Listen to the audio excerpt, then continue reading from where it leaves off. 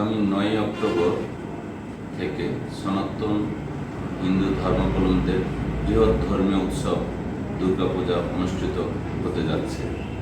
ঈশ্বরদী থানায় মোট 32টি স্থানে দুর্গাপূজা অনুষ্ঠিত হবে। এই পূজাকে কেন্দ্র করে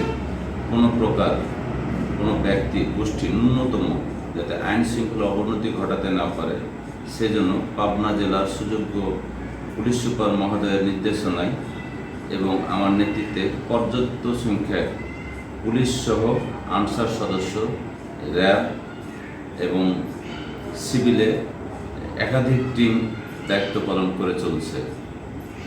এরপরও সন্দিগ্ধ ব্যক্তিদের গতিবিধি লক্ষ্য করার জন্য পূজা মণ্ডপে সিসি ক্যামেরা দ্বারা নিয়ন্ত্রণ করা হচ্ছে এবং গোয়েন্দা নজরদারি অব্যাহত আছে।